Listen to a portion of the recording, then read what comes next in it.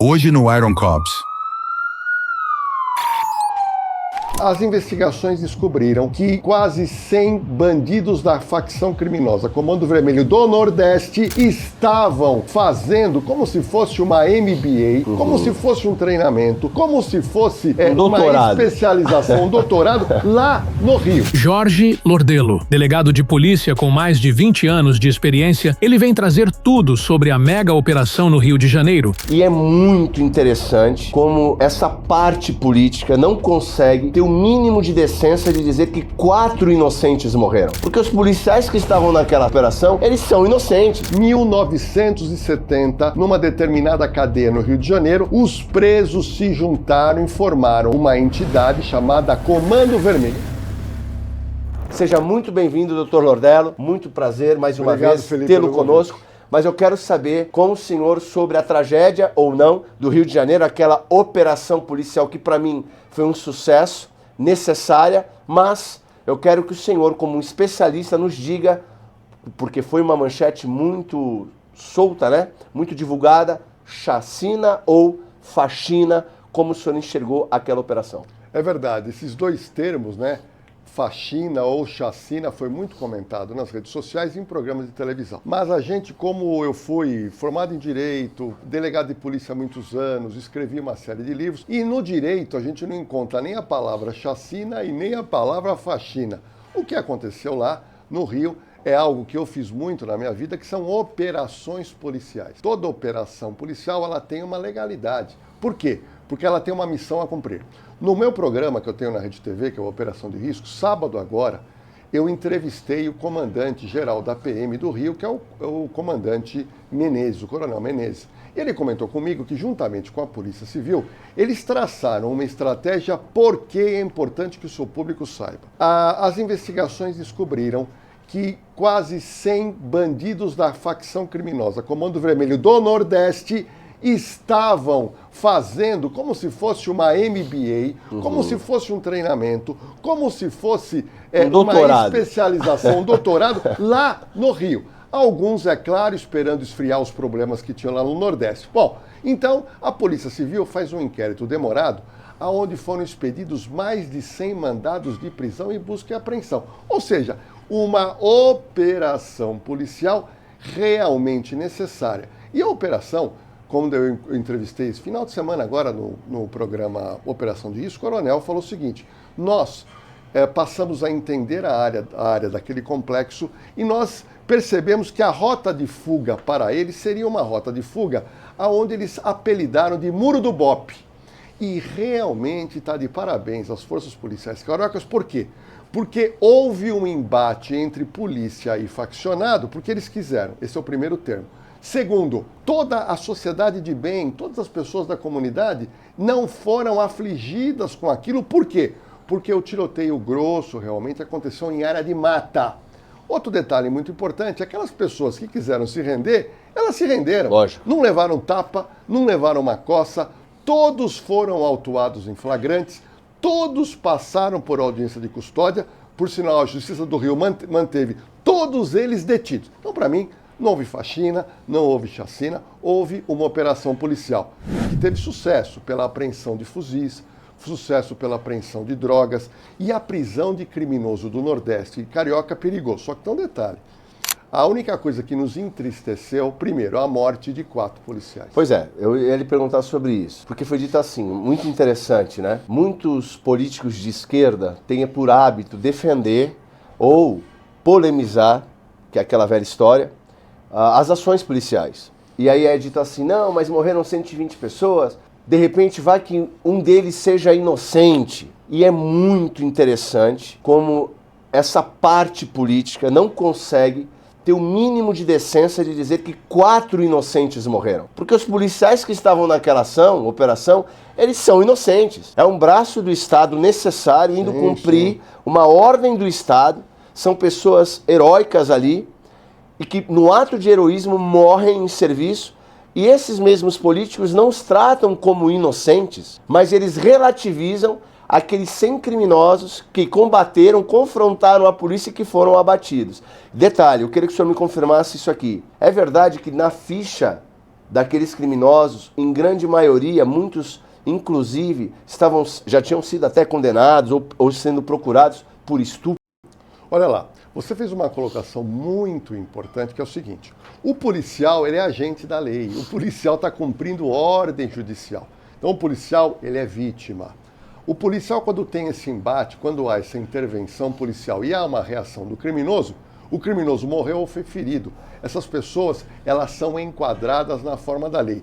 Se no futuro algum policial abusou, aí esses deputados que você falou, eles podem comentar: olha, houve policial tal, em relação ao fulano de tal, houve um abuso. Mas você levantar uma falácia retórica e ideológica nesse exato momento, é você já taxar a atuação policial como errada e ilegal, coisa que todo mundo sabe que não é. A nossa preocupação é que nós temos um problema grave no Rio de Janeiro e no Brasil. Só que um detalhe muito importante as pessoas esquecem.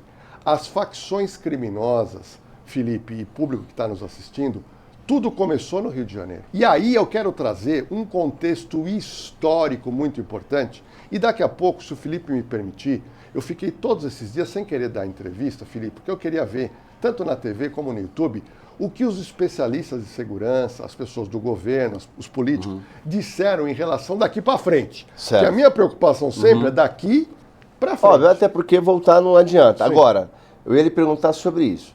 O crime organizado ali, o Comando Vermelho, começa mais ou menos em 1970. Bom, é forte, é a segunda, talvez, facção mais poderosa do Brasil, que mais movimenta dinheiro. E eu quero lhe perguntar isso de maneira direta e objetiva.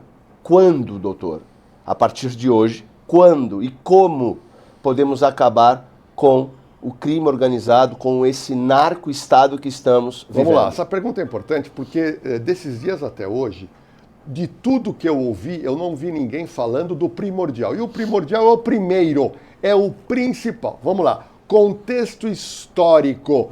1970, numa determinada cadeia no Rio de Janeiro, os presos se juntaram e formaram uma entidade chamada Comando Vermelho. E naquela oportunidade, a única utilidade era preservar situações dentro da cadeia, porque eles estavam com medo de serem torturados, de serem mortos, então fizeram uma entidade. Pessoal, isso começou em 1970, nós estamos em 2025. Então nós estamos falando de uma entidade com 55 anos. A segunda facção criminosa brasileira nasceu em São Paulo, no presídio em Taubaté, chamada PCC, em 1993, olha, 23 anos depois. E aí, tanto o PCC e o Comando Vermelho, nos primeiros anos, a intenção era só ter um suporte melhor dentro das cadeias. Só que depois eles perceberam que eles podiam ganhar dinheiro fora da cadeia e hoje, só para vocês terem uma noção, acredita-se por baixo, num levantamento por baixo, que o PCC fatura cerca de 1 bilhão por mês e o Comando Vermelho, que é a segunda facção mais forte, faturaria entre 500 e 600 milhões por mês. Ou seja, é faturamento maior que ou comparável às 5, 10 maiores empresas do Brasil. Ok, mas a pergunta que eu quero fazer para o nosso público é o seguinte: aonde começou a facção criminosa? A resposta é simples: cadeia pública. Segunda pergunta: aonde que eles conseguem se estruturar toda essa cadeia de crime? É dentro da cadeia pública. Quando o criminoso ele foge ou ele cumpre a pena, ele ganha dinheiro para manter os presos que estão lá. Ou seja, o foco primeiro a ser combatido é dentro das cadeias aonde nascem o crime e aonde ele se perpetua. Vamos lá. Só que tem um detalhe, Felipe. Nós temos hoje um déficit carcerário de 250 mil vagas. Então hoje já está faltando, os presos estão espremidos, falta 250. Antes de vir aqui no Iron Cops, eu consultei o CNJ, que é um site que ele te informa diariamente quantos mandados de prisão tem no Brasil. Hoje nós temos 350 mil presos que precisam estar na cadeia. Então, se você somar 350 com mais um déficit carcerário de 250, nós temos o quê? 500 mil. 600 mil vagas deficientes. Agora, doutor, crítica que o pessoal da esquerda faz. Brasil prende muito. Mas faltam 600 mil para estar na cadeia? Não, mas vamos lá. O Brasil, ele prende muito, mas pera um pouquinho. Se nós temos hoje mais ou menos 700 mil presos e nós temos 350 vagabundos na rua, então nós temos que prender 350 mil. Então tá faltando Só que tem um detalhe, não tem cadeia para cumprir 350 mil vagas. Então o que acontece? Eu ouvi todo mundo falar, todos os canais, os grandes, as especialistas que são meus amigos, mas eles vão me desculpar que eu tenho que dizer que as medidas que eles falaram até agora são medidas paliativas. A medida concreta, que teria que ter um esforço, município, estado e governo federal. Hoje, se o crime nasceu dentro da cadeia, se a cadeia fortalece o crime, nós temos que ter um sistema carcerário no Brasil que possa desmantelar esse crime no seu nascedouro. Ou seja, as contas que eu fiz antes de chegar no seu programa é que nós precisaríamos, nos próximos 2 anos, construir 1 milhão de vagas para preso, mas com cadeias modernas. As pessoas podem falar, Lordelo, é muito caro. Não é caro, não. Primeiro que as cadeias são construídas em terrenos públicos, já está lá, você não paga nada. Construção de presídio é super barato porque é areia e cimento, não tem acabamento. Então, o que eu faria se a gente pudesse unir governo federal, estados e municípios? 2 anos, Felipe, você organizar construção de 1 milhão de vagas e nós já temos 700 mil, são 1 milhão e 700 mil. Nesses 2 anos, nós teríamos que criar legislação para combater as facções criminosas. Então, enquanto você constrói as cadeias, nós fazemos o quê? Nós vamos aprovando no Congresso essas legislações que entrariam em vigor de acordo com os novos presídios. Ou seja, em 2 anos, você coloca a polícia aparelhada, o sistema penitenciário aparelhado e a polícia, além de armas, com arma jurídica. Aí, mais 2 anos para prender. Ou seja, em 4 anos, eu posso garantir para vocês que nós traríamos um sentimento de mais punidade e um sentimento de segurança. Agora, o que eu ouvi dizer em podcast, em programa de televisão, gente falando assim, não, nós precisamos de mais carro blindado. Precisa realmente. Não, nós precisamos mudar uma legislação aqui. Precisa realmente. Mas e a cadeia? Ninguém falou, só o Lordelo está falando no Iron Cops. Agora, doutor, vamos lá. 2 aspectos. Primeiro, o senhor vê necessidade de nós tratarmos esses grupos do tráfico como grupo terrorista? Essa é a primeira questão, para nós enrijecermos mais a punição. Segundo, dentro da sua mudança em relação à área penal, não seria também necessário, de repente, uma revisão a todas as bonificações que esses presos têm, como visita íntima, saidinha, progressão de pena, e tem um aspecto que pouca gente comenta. Enfim, é lei, é até necessário, a gente consegue entender numa ética, mas é aquela relação advogado-criminoso, que nós sabemos que as informações elas são levadas muito por esse caminho. O advogado, obviamente, ele tem que ser protegido, porque essa é a relação cliente-advogado, porém esse advogado que age para o crime, ele também é criminoso. Será que a gente tem que pensar em alguma coisa para corrigir isso? Né? Então, primeiro, terrorismo. Segundo, qual legislação penal o senhor entende que poderíamos mudar para recrudescer ainda mais Legal. A punição? Felipe, a discussão, hoje uma das discussões, o Felipe acabou de levantar. Não, tem que ser terrorismo, não, tem que ser facções criminosas. E nós ficamos discutindo o sexo dos anjos. Eu vou te explicar o porquê. Eu trabalhei como delegado quando não tinha a Lei Maria da Penha. Não tinha a Lei Maria da Penha. A mulher realmente ela ficava numa situação muito complicada. Bom, veio a Lei Maria da Penha e, para quem não sabe, em 2024, se a mulher for morta num feminicídio, aumentou-se a pena de 20 para 40 anos, que é uma pena altíssima, comparado com todos os outros crimes. O que acontece? Nós precisamos, não é ficar discutindo terminologia, gente. Nós precisamos endurecer a pena.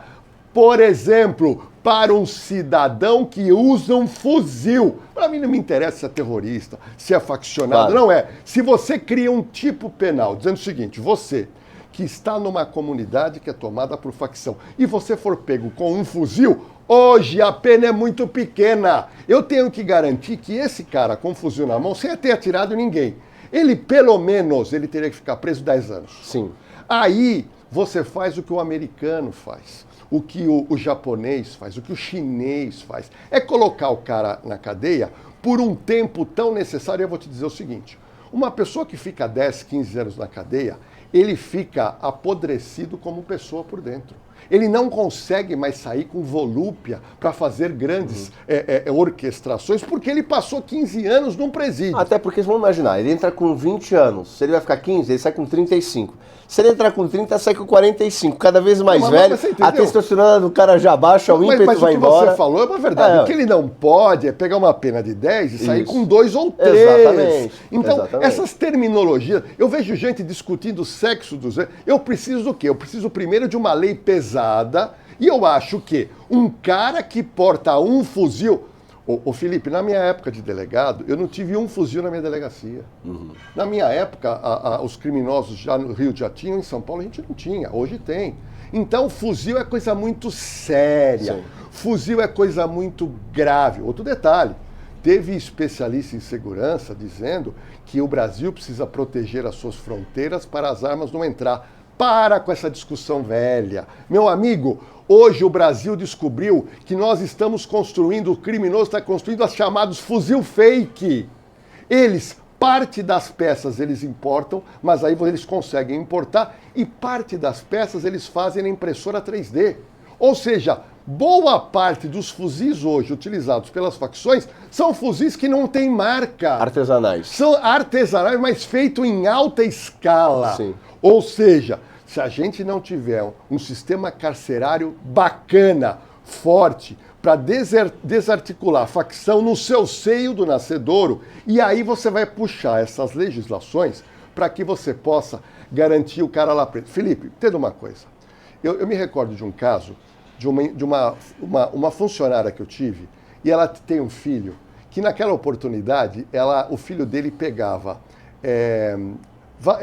perfume francês utilizado, e ele colocava um perfume vagabundo e vendia como perfume. Ele é um falsificador. Sim. E na época ele foi preso por uma delegacia em São Paulo, e ele foi preso realmente.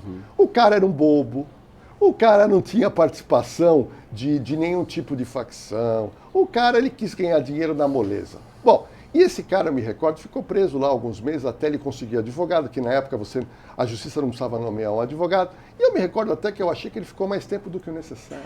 Então nós temos que distinguir o seguinte, aquela pessoa perigosa, ela tem que ficar em cana mais tempo. Aquela pessoa que cometeu um crime mais leve, ele tem que ficar preso para ele se conscientizar que a vida não é tão fácil, mas eu não vejo uma necessidade de uma pessoa que cometeu algo que é um golpe, por exemplo. Então, ele tem que ser obrigado a ressarcir. Agora, bandido com arma na mão, faccionado, gente que assalta banco, gente que faz sequestro do Pix, aí é no mínimo de 10 a 15 anos de cadeia, regime fechado, depois ele progride para o semiaberto, para depois ele sair. Agora, hoje, como o sistema carcerário é falido, a própria justiça acabou forçando a criação da tornozeleira para jogar o cara para a rua. Vou lhe fazer uma pergunta. O que o senhor acha se fosse cedido pelo poder público a algumas empresas privadas presídios particulares? Seria uma solução também positiva? Como é que o senhor vê isso? Hoje,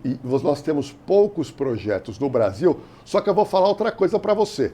Presídio, eu fui diretor de presídio. Gente, presídio é um local totalmente fechado, Felipe, e só tem uma porta que entra e uma porta que sai. Só tem uma porta. Você não tem 4, 5, você não tem janela.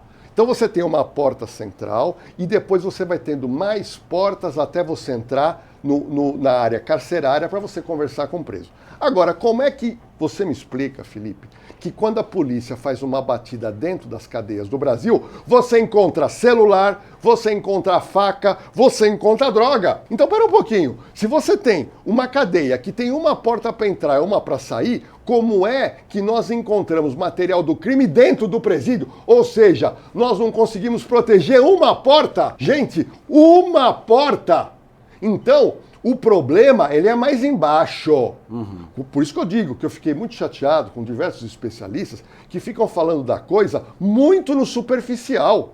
Vamos cair numa realidade e nós temos que entender que o problema está começando na cadeia. E respondendo a sua pergunta, eu te pergunto, será que vai ter algum empresário brasileiro que vai querer assumir uma cadeia privada sabendo que quem manda lá dentro é preso faccionado? Pois é. Esse que é o problema. Pois é. Não, então, isso aqui é uma questão muito interessante. É porque quando a gente pensa, por exemplo, em delitos menores, talvez fosse uma solução. E aí, óbvio, você criar, aí tem que mudar a legislação, mas o preso trabalhar, porque não pode trabalhar, mas trabalhando seria uma solução também, né, para a gente reduzir danos. Como eu falei, as visitas, porque essa faca tem que chegar em algum lugar. Ou vai chegar possivelmente por um agente corrupto ligado ao próprio crime, ou pelos visitantes, que dão alguma maneira, alguma forma, levam esses instrumentos para dentro das penitenciárias. Então, tem que recrudescer as leis, tem que ter uma mudança nesse quadro todo, mas aí eu lhe pergunto novamente, qual das leis internas de presídio o senhor, dentre elas, o senhor mudaria? Seria a progressão de regime? Não, isso é muito interessante o que você falou, e aí eu quero trazer uma ideia nova, que eu acho que você nunca ouviu e o público nunca ouviu, que vai ser matéria de um livro que eu estou escrevendo. Eu criaria no Brasil tipos de presídios diferenciados. Para crimes mais leves, eu até criei um nome que eu chamo de presídio social, que é um presídio onde você tem aquela pessoa que nós chamamos na gíria policial de trouxa. É o trouxa que fez alguma coisa e ele foi preso. Então essa pessoa ele fica num presídio social.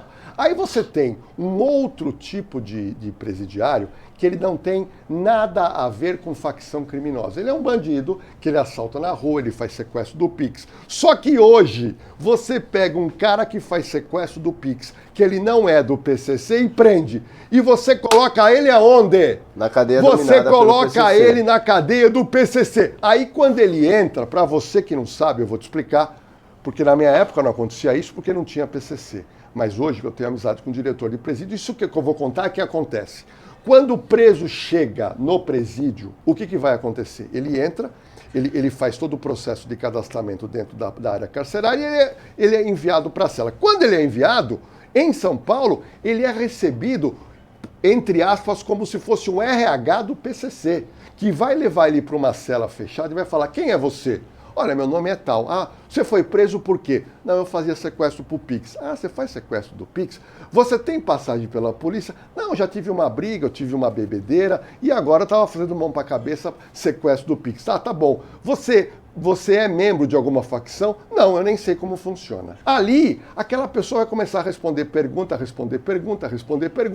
e eles podem verificar que aquela pessoa tem habilidade, ele tem gosto e ele é um cara potencialmente que ele pode ser um faccionado. E aí o que você faz? Você pega o cidadão e convida ele para ser faccionado. Ou seja, você tem um crime... Você recrutou ele ali. Recrutou ele dentro da cadeia, isso ninguém fala. E no Rio de Janeiro, porque em São Paulo só tem uma facção, é PCC. No Rio são 5 facções. 5. E no Rio, eu me recordo agora, recentemente, o cantor Oruan foi preso. Ele investiu contra um delegado, foi preso, ficou lá 50 dias preso. No Rio de Janeiro é diferente. O preso, quando entra no sistema carcerário, ele tem que responder um relatóriozinho e aí ele pergunta, você tem alguma afinidade com alguma facção? Ele falou, tenho, com o Comando Vermelho. Para onde que ele foi enviado? Para o local que só tem faccionado do Comando Vermelho. Aí eu te pergunto, qual a diferença de ambiente de você estar numa comunidade onde só tem faccionado e você está no presídio temporariamente, onde você tem 5 refeições, tem jogo de futebol, você tem jogo de carteado, você tem televisão, você tem visita íntima. Então, o processo começa no nascedouro, que é na cadeia. Eu não posso, esses presos do Rio de Janeiro, todos os que foram presos, autuados em flagrante, estão agora, talvez assistindo o nosso programa na internet, dentro de um local que só tem Comando Vermelho.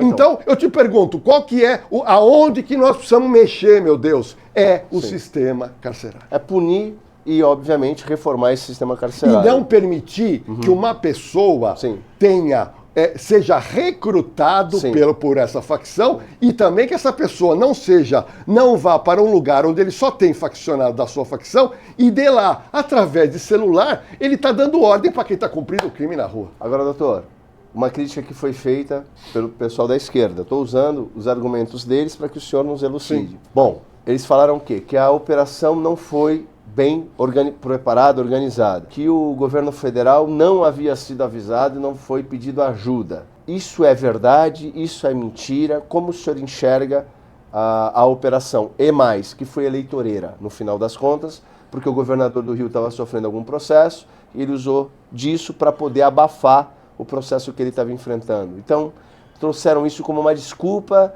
e aí quem sofreu é o povo da comunidade. Mesmo o povo da comunidade, 87%, sendo a favor da operação. Olha, infelizmente, o que a gente verifica hoje na televisão e nas redes sociais e no YouTube é pessoas que são candidatas. Hoje nós temos candidato a vereador, candidato a deputado estadual, federal, senador, governador e presidente. Então, essa turma toda, dos dois lados, elas estão querendo voto. Então, você criticar e você também falar bem é muito fácil. Eu não sou candidato a absolutamente nada. Eu gostaria que, com um pouquinho do meu conhecimento, eu não quero cargo de ninguém, que alguém pudesse me ouvir. Eu sempre falo que se qualquer governador, prefeito, quiser uma assessoria minha gratuita, para mim é um prazer poder ajudar um pouco o povo brasileiro sofrido. Agora, esse tipo de crítica, tanto de um lado como do outro, eu vejo como uma conversa muito comezinha, porque a sociedade está sangrando, Exato. A polícia está sangrando. Eu entrevistei o coronel Menezes, ele falou, Lordelo, além dos 4 policiais feridos, nós temos 15 policiais militares e civis que estão internados agora. É gente sem perna, é gente sem ombro, tem policial que está entubado, que ele me contou. Então, tudo isso é uma tristeza muito grande. No meu canal, na Cena do Crime, eu postei ontem um vídeo completo dos problemas que estão sofrendo as famílias dos polícias. A minha preocupação não é com o vagabundo. O vagabundo, ele tem advogado. O vagabundo, quem tem que cuidar dele é do advogado. A minha preocupação como cidadão e ex-policial é com o policial que está lá me defendendo. Porque ele lá no Rio, ele também está me defendendo aqui. Porque o crime, hoje em dia, ele tem uma complexibilidade nacional e internacional. Só me corrija se eu estiver errado. Você que está assistindo esse programa, preste bastante atenção. Se um policial, numa operação, uma perseguição, ele bater a viatura, ele, para não sofrer processo, ele tira do próprio bolso o recurso para pagar a viatura danificada. A coisa é tão absurda. A policial não pode fazer greve, obviamente. Policial sequer pode participar de programas como podcast e relatar a experiência que eles vivem no dia a dia para que a população os conheça e veja que são seres humanos ali. Então a polícia ela sofre vários tipos de pressão. Verdade. Pelo próprio governo. E a sociedade não abraça o policial, muito pelo contrário, ainda escracha. A mídia faz pior. Então, eu não consigo entender, mas é ou não realidade isso que eu citei? Não, eu vou te falar outra coisa. Aqui no meu grupo, nos grupos de WhatsApp, eu tenho uns 60 grupos de WhatsApp de policiais no Brasil inteiro. E todo dia eu fico olhando para ver notícia, para ver imagens. Todo dia eu vejo uma notícia em qualquer lugar do Brasil que eu recebo aqui no WhatsApp, policial que se suicida. Tá? A categoria dos policiais é a primeira categoria no Brasil aonde você tem número de suicídio. Por quê? Porque o trabalho é de muita pressão. Outro detalhe muito importante, vou falar de uma coisa aqui que ninguém fala, e eu tenho amizade com alguns policiais norte-americanos, e eles vão me passando muito do que o americano faz. Nos Estados Unidos, o policial ele tem uma escala de trabalho. Por exemplo, aqui, escala de 12 horas. Entra 8 horas da manhã, sai 8 horas da noite. Eu, como delegado, trabalhei nessa escala durante muitos anos. Só que, às vezes, me chegava uma ocorrência na 11ª hora de trabalho. E, para mim terminar essa ocorrência, eu fiquei na delegacia mais 11 horas. Então, eu trabalhei 12, trabalhei mais 11. E aí, eu fui embora para casa no bagaço, preocupado. E no dia seguinte, eu estava voltando para a delegacia fazer mais 12 horas. Bom, aí no final do mês, você fazia uma conta, eu falei, caramba, eu tinha que trabalhar tantas horas, e eu trabalhei cerca de 30 e tantas horas a mais. Nos Estados Unidos, cada minuto a mais do horário de trabalho entra no soldo do polícia, o quê? Hora extra! Lógico. Todo mundo tem hora Lógico, extra. lógico. Você na sua empresa, o seu Lógico. funcionário trabalhou, ele Lógico. tem hora extra. Ele trabalha à noite, ele tem hora extra. Eu trabalhava de Natal, Réveillon, nunca tive um pagamento a mais. Então o policial, como disse o Felipe, ele bate o carro, ele paga.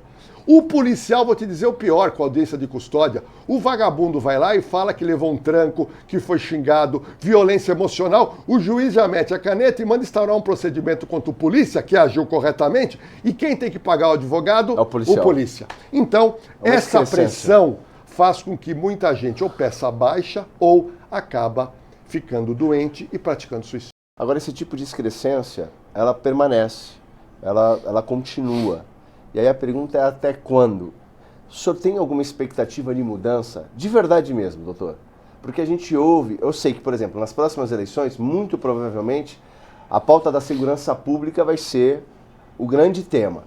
Mas o senhor vê com esperança alguma mudança? Porque entra governo, sai governo, essas leis elas não mudam em favor da polícia. Pelo contrário, só Olha, a favor do bandido, né? Felipe, eu vou te falar uma coisa. Você me convidou para vir no seu podcast e eu resolvi vir porque desde quando aconteceu a operação, eu resolvi não ir, porque eu queria ouvir Sim. o que as pessoas estavam falando. De todos os canais, até especialistas que são meus amigos e são pessoas com livros, pessoas importantes. Mas o que eu vejo é que, infelizmente, a discussão está empobrecida. A discussão ela é toda em tom eleitoreiro, Exato. porque o ano que vem tem eleição. Então o que eu vejo, eu não vejo as pessoas querendo o seguinte, olha, como eu estou dizendo aqui, estou pondo a minha cara para bater. O primeiro problema é carcerário, gente. Sim. Se nós temos um sistema carcerário de 700 mil presos hoje, com déficit carcerário de 250 mil, e eu estou dizendo que nós temos 350 mil mandados de prisão na rua, a conta não fecha.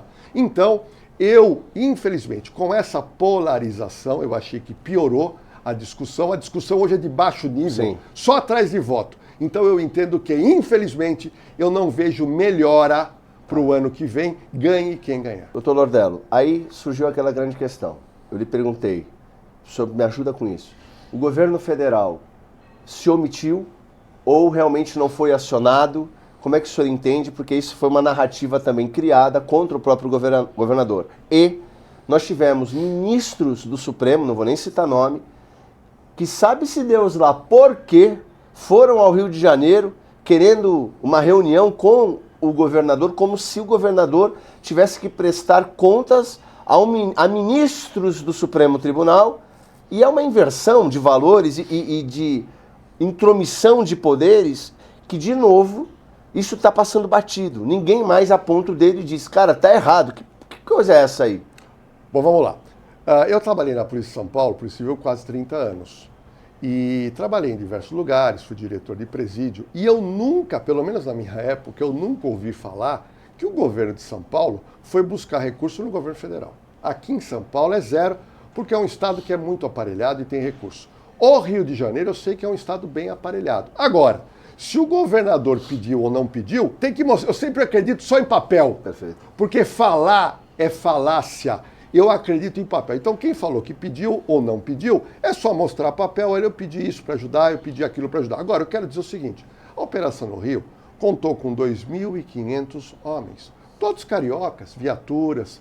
O que eles estavam reclamando é que eles estão sem algumas viaturas blindadas que poderiam ter. Agora, precisa verificar se o governador do Rio fez o pedido, se não fez, senadores do Rio se foram atrás de recurso e assim por diante. Agora, volto a repetir, é muita conversa com tom político e isso me entristece, porque a pessoa na comunidade ou você na rua, com medo de levar o mão para a cabeça, em São Paulo, nesses bairros aqui que a gente chama entre as marginais, não existia o assalto no dia a dia, quando a sua mãe, o seu pai ia na padaria comprar um pãozinho.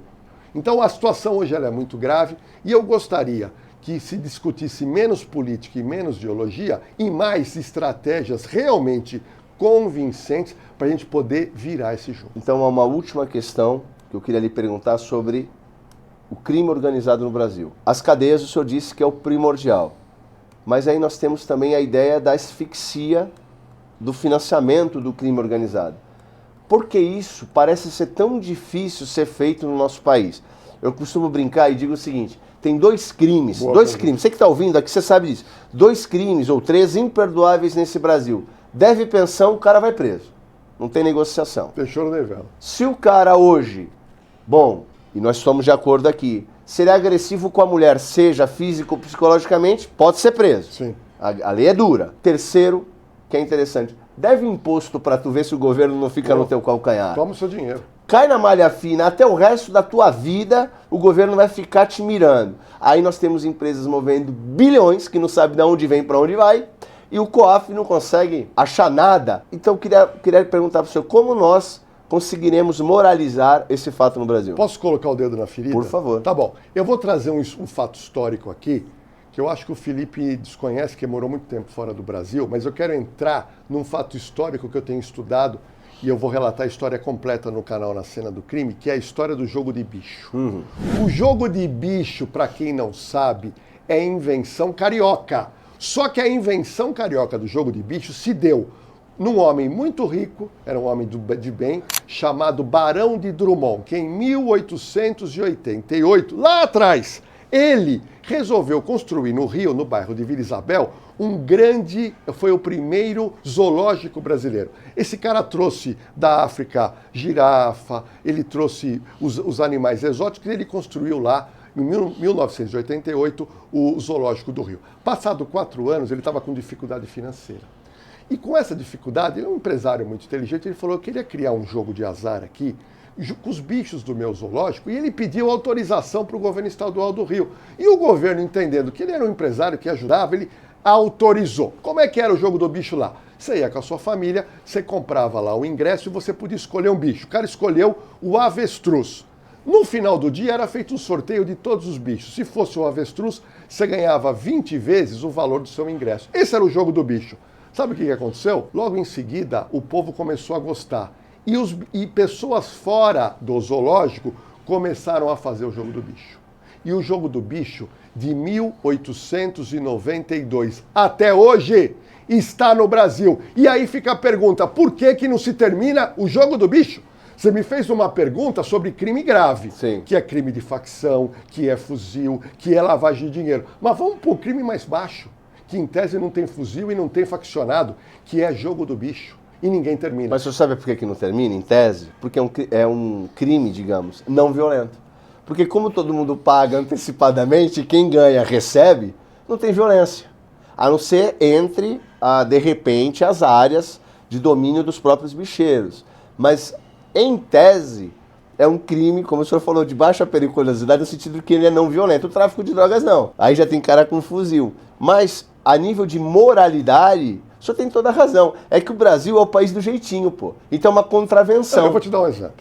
Nós tivemos recentemente em São Paulo uma grande operação da Polícia Federal, GAECO, Polícia Civil, onde eles descobriram aqui na Faria Lima gente que estava abrindo conta em fintech e lavando dinheiro. Ok. Nessa mesma operação surgiu o metanol, que depois foi para a bebida. E esse metanol, o Ministério Público descobriu 3 mil postos no Brasil que são do PCC para lavar dinheiro e estavam vendendo, sabe o quê? Gasolina com metanol, álcool com metanol e o seu carro depois de meses vai para o beleléu. Ok, mas pera um pouquinho.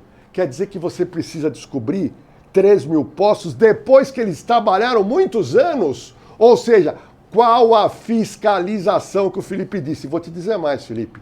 Você que está me assistindo, que é trabalhador, se você não pagar a conta de luz da sua casa há 1 ou 2 meses, eles cortam. Exato. Se você não pagar água, eles cortam. Se você não pagar IPTU, seu nome vai para a dívida ativa. Ou seja, o legislador brasileiro, ele sabe segurar e punir o cara honesto. Mas o vagabundo, o criminoso, ninguém vai para cima. Quando a gente perdoa o jogo do bicho, nós podemos dizer que está tudo sendo perdoado. Exato. Porque se você tem 3 mil postos, cadê a fiscalização? Tu relativiza a moral, né? Cadê a fiscalização? Nós estamos com a crise do metanol na bebida. Espera um pouquinho. 1/3 da bebida brasileira, esquece o metanol, 1/3 da bebida brasileira, ou ela é falsificada, ou ela é contrabandeada, ou ela foi adulterada? Isso há mais de 50 anos. Aí você pode me dizer, não, Lordelo, é porque não mata ninguém, é porque não tem um fuzil. Não é. Isso está uma cultura brasileira de proteger quem faz o errado. Agora, quem faz o certo, volto a repetir, não paga o licenciamento no seu carro separado numa blitz, seu carro é levado. Exatamente, vai pro pátio, tem que Você pagar entendeu? o pátio, e se não pagar, ó... Nós que pagamos direitinho, quando você não paga, se você pagar com atraso, vem uma multa caríssima. Exato. Você estava comentando de imposto de renda. Eu me recordo uma vez que a minha secretária, eu faço muita palestra, e ela esqueceu de emitir uma nota de toda uma vida que eu tenho de palestrante, e eu nem percebi, porque ela não emitiu. Depois de 4 anos eu recebo uma cartinha do governo dizendo o seguinte, olha, você sonegou. Eu falei, não, mas eu pago tudo, que eu lido com empresa, eu sou obrigado a emitir nota. Bom, moral da história, fomos olhar e ela esqueceu. Eu falei, tá bom, então vamos dizer no dinheiro de hoje, vamos dizer que eu cobrei uma palestra, R$5.000. Aí o meu contador falou o seguinte, ele falou, olha, manda o boleto para mim pagar o que eu estou devendo. Que na época o imposto era em cima da nota 11%. Ele me manda um boleto, assim, Lordelo, você tem que pagar 13 mil. Eu falei, eu liguei para ele, ele está falecido, o Wilber, eu falei, Wilber, você está ficando louco? Se eu deixei de emitir uma nota de 5... Que seriam R$600 para pagar. Não, mas, e agora você está falando, Lordelo, você não conhece a lei fiscal, porque quando você não emite a nota, tem 200% aqui, 100%. Eu falei, mas você tem razão? Ele falou, tenho. Eu falei, me dá o boleto que o trouxa aqui vai pagar. Então, o honesto, se você não pagar sua conta de celular, eles cortam. E não tem defesa, não tem recurso para nada. Não tem nada. Eu conheço gente que está com a esposa grávida, o marido apertado, a conta da luz, os caras cortam. E a sua esposa precisa da luz para tomar um banho quente. Ou seja, nós temos que mudar toda essa retórica e dizer o seguinte, tudo bem, você precisa ser rígido com quem deve, ok, mas nós temos que ser rígido com bandido. Exatamente. Sabe? Não dá. Outro detalhe que eu, se fosse legislador, eu faria, e nunca ninguém pensou nisso. Você cometeu um crime patrimonial, que você gerou uma lesão patrimonial, ou você deixou uma lesão emocional na família, tá bom. Você tem as progressões de regime, tá bom. Só que você não tem progressão de regime se você não indenizar a família de quem você prejudicou. Exato. Então, por exemplo, você tem um carro, você tem 50 prestações, o cara roubou o seu carro e você ficou com as prestações. Então ele te deu um prejuízo. Aí o cara foi preso. Ele foi preso, ele tem que cumprir 5 anos e 4 meses, que é a tentativa de roubo de carro, mas ele, pela lei, cumprindo 1 ano e 8 meses, ele é posto na rua. Então deu 1 ano e 8 meses, legislação, o juiz pergunta para a vítima, o ladrão te ressarciu? Excelência, ressarciu nada. Fica na cadeia. Porque o ladrão está pagando advogado com o dinheiro do carro roubado. Felipe, imagina isso. O cara te rouba num crime digital. O cara faz um sequestro. E aí, com o seu dinheiro, com o dinheiro da vítima que ele matou, ele pega o dinheiro, contrata bom advogado para sair da cadeia. Essa conta não fecha. Isso é um escárnio, doutor. Isso é um escárnio. Então, para você ter direito à progressão, além de ter bom comportamento na cadeia, tinha que ter uma cláusula. Ressarciu a vítima? Não, fica na cadeia. Perfeito. Doutor Lordelo, agora eu quero lhe agradecer e vamos ao nosso próximo quadro. Combinado.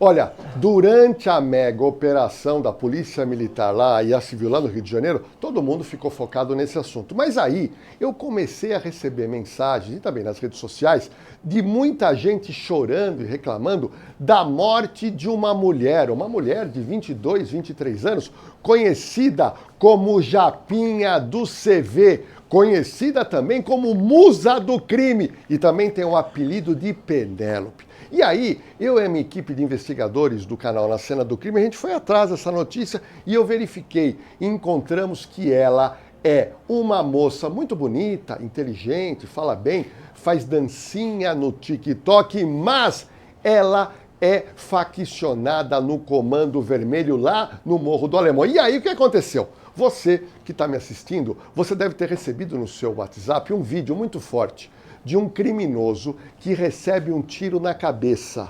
E a cabeça dele ficou toda esfacelada, não dá para perceber se é homem ou se é mulher. Mas essa pessoa que morreu tem um cabelo comprido. Ou seja, bombou na internet. Mataram a Japinha do crime. Mataram a musa do Comando Vermelho. E aí, eu achei aquilo tudo curioso, por quê? Porque a irmã dela, só para você ter uma noção, a irmã dela foi nas redes sociais e disse, olha, eu peço que você ore pela alma da minha irmã, eu peço que vocês não fiquem criticando, ela era boa pessoa, apesar de ser uma pessoa faccionada, e até aí tudo bem. Só que eu comecei a desconfiar quando eu peguei esse vídeo dessa pessoa com a cabeça esfacelada, que seria a Japinha do crime, a Japinha do CV. E aí, sabe o que eu descobri? Olha que interessante, eu peguei essa foto, a imagem, e eu peguei o meu pessoal, nós aumentamos o frame, e eu peguei uma foto do pé dessa pessoa que seria a Japinha. Meu amigo, minha amiga, quando eu olho esse pé, eu percebi que não era pé de mulher, era pé de homem. E outro detalhe, sabe o que aconteceu? Quando eu ampliei as mãos da pessoa que estava morta, eu percebi claramente que era mão de homem.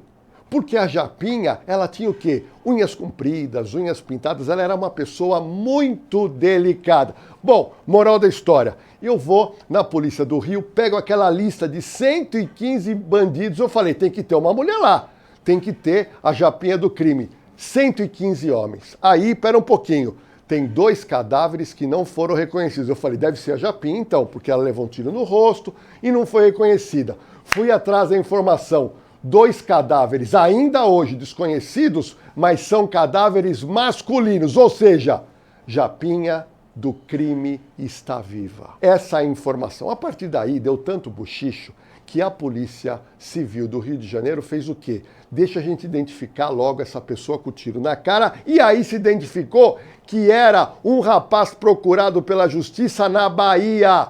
É isso que eu estou te dizendo, uma pessoa faccionada do Comando Vermelho, mas era homem, e aí eu, juntamente com a minha equipe do Na Cena do Crime, nós esclarecemos isso e a polícia trouxe o nome desse foragido que levou um tiro de fuzil no rosto e, é óbvio, morreu na hora. Ok, você pode estar dizendo, puxa, Lordello, então a Japinha do crime está viva? Não sei. E eu quero te explicar o porquê. Para mim, tem 2 possibilidades. Ou a Japinha do crime, que é muito esperta, ela inventou essa história para escapar da polícia, e aí ela estaria viva, ou a Japinha do crime eventualmente foi morta, mas sumiram com o cadáver, enterraram ela na comunidade, e aí, beleléu, nós nunca vamos ficar sabendo da verdade. Ou seja, a conclusão é a seguinte, a Japinha não apareceu mais na internet, a família posta que ela foi enterrada,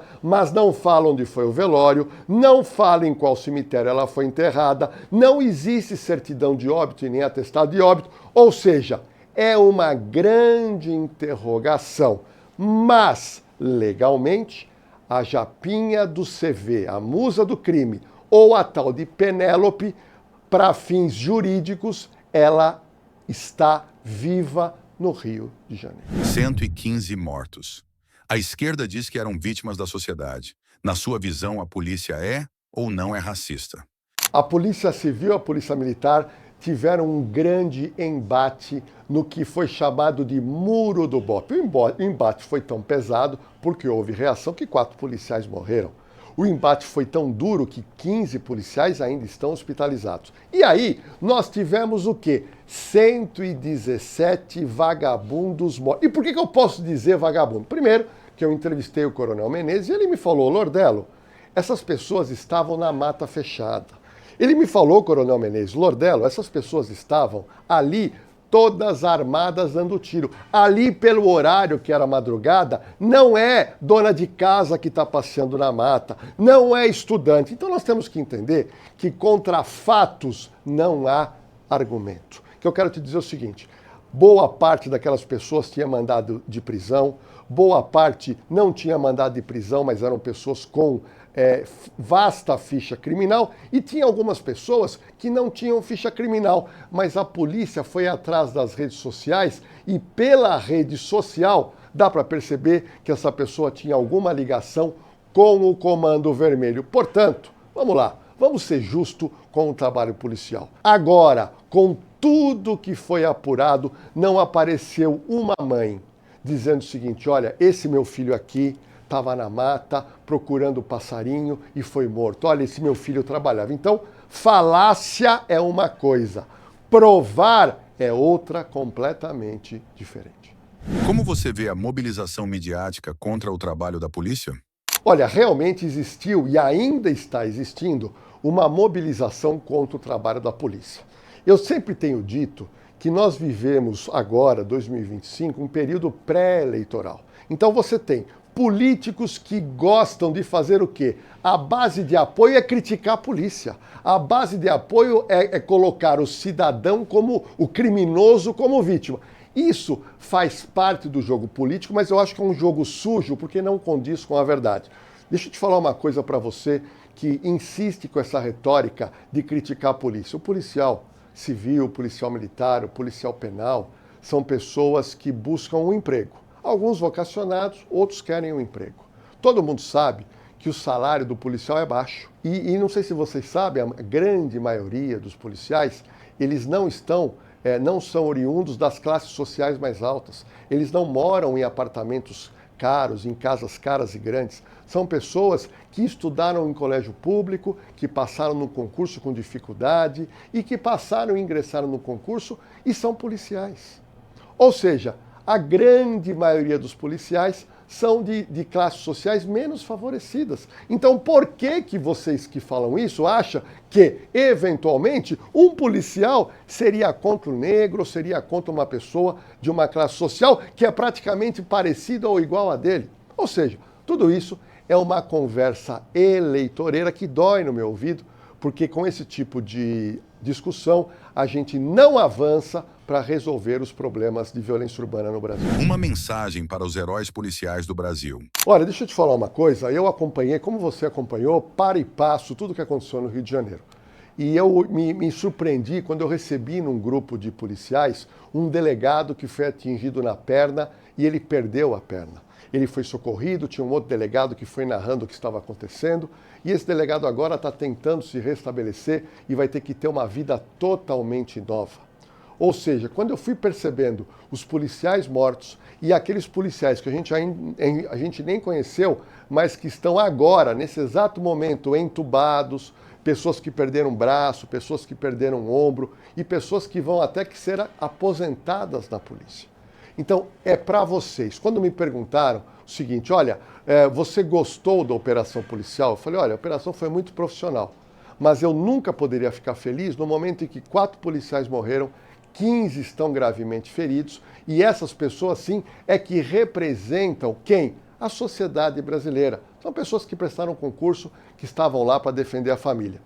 No meu canal, Na Cena do Crime, eu postei um vídeo onde eu conto a história da mulher que perdeu o marido sargento. Ela ficava muito preocupada com o marido tinha medo de morrer, e sempre quando o marido saía para trabalhar, ela ficava mandando algumas mensagens, eu estou orando para você, toma cuidado. E naquele dia, o marido foi participar dessa operação, mas ele não avisou a mulher para a mulher não ficar preocupada.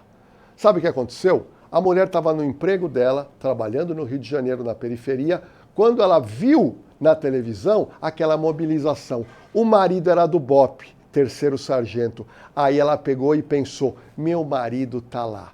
Ela foi e mandou uma mensagem para o marido. Está lá Na Cena do Crime, é emocionante. Ela mandou a mensagem, o marido respondeu. Ela esperou mais um pouquinho e falou, eu estou orando, toma cuidado, eu estou te esperando. E sabe o que aconteceu?